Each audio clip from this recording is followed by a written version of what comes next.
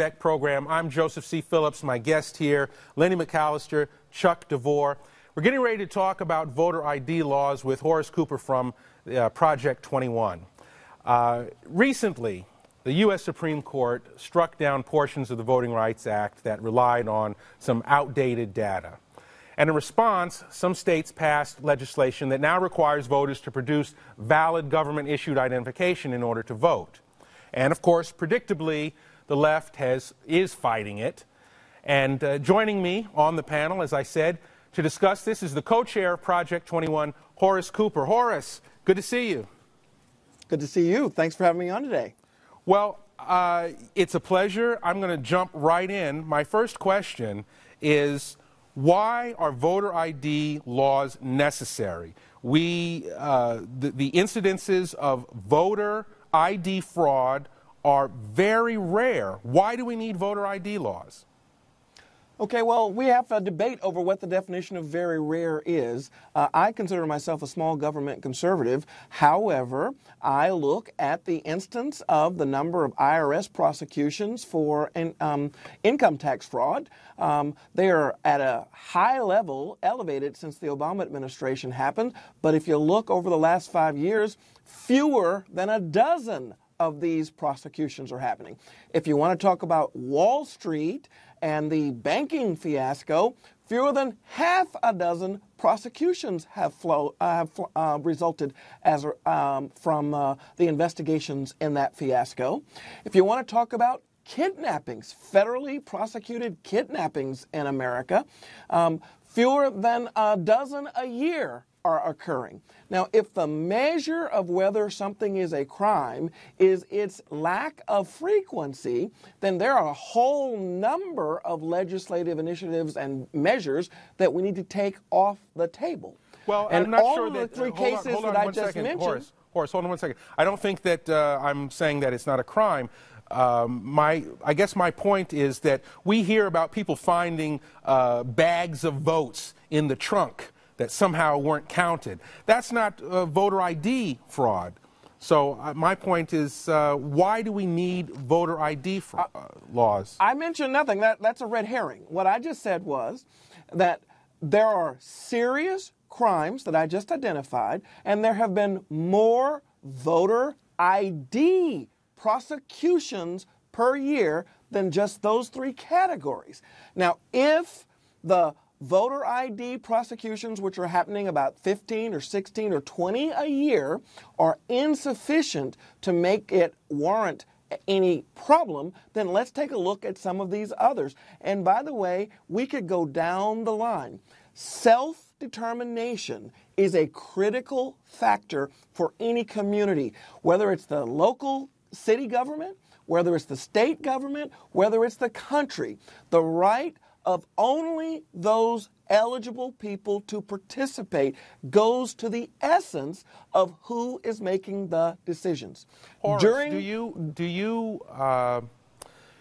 deny, that might not be the right word, but I'm going to use it anyway. Do you deny that these voter ID laws will have an effect on voter turnout for some elderly, poor people? Okay, elderly poor people's stories are largely bogus. It is extremely hard. In the state of Pennsylvania, in a huge fight over voter ID, we're able to produce 2 people in one of the largest states in the country. They could produce 2 people that they claimed were going to be impacted. You can't tell me of any law where you can identify 2 people and say, well, that's the standard for whether or not something's going to be impacted, someone's going to be impacted or not. But okay, here Horace, is the truth. Okay, go ahead. Well, here's the truth. There is no difference between the voter ID law's impact on black Americans versus white Americans.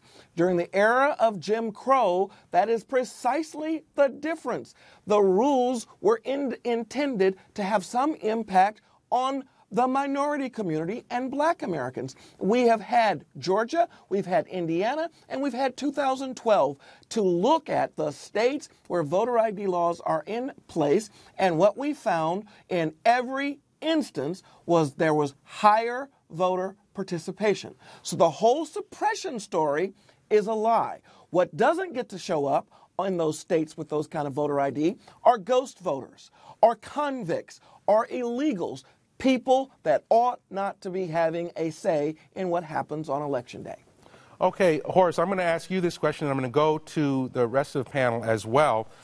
I believe, and I don't remember where I read this, but one of the responses to the charge that this law was designed to limit black voter participation, one of the responses was, well, no, it's really designed to limit Democratic voter participation. So if that's the case, then is that kosher, and what is the backlash, or what do you imagine the backlash might be from moderate voters in the upcoming election? Let me go to Lenny first, and then I'll let you get the last word, Horace. I think what we have to look at is we're facing, once again, a conflict between local laws and federal laws. We see this with immigration, right? You have sanctuary cities all across the nation, but we have federal laws when it deals with immigration and securing the borders. It's the same way with these voter laws, where federally we say you must be a U.S. citizen to vote in laws, but yet you look at the state and local levels, where in North Carolina, where I lived for 10 years, for example, you could literally sign up to vote, bring utility bills in to prove residency there. That's not proving citizenship. We're talking about citizens being able to vote, and then you have some cities such as New York City that actually floated the idea of allowing non-citizens to vote in their elections. And that basically undermines the whole premise of being a citizen of these United States. Chuck? I think that as long as there are free alternatives available, as Horace said, this is a red herring. The bottom line is that in 2013 America, you need identification to do anything, whether you want to cash a check or get on an airplane or even, in many cases, ride a bus. And so in this case, as long as there are free government-issued ID alternatives available, then I don't see what the problem is. As Horace was saying, and I agree, it is just as bad when you're protecting the vote that you have people who vote who aren't supposed to, as having people who are eligible to vote who can't. We need to look at both as being the same level of concern. Okay. Horace, I promise you the last word. I got to break to commercial. Thanks for being with me. Good to talk to you, Horace. Lenny, Chuck, you as well.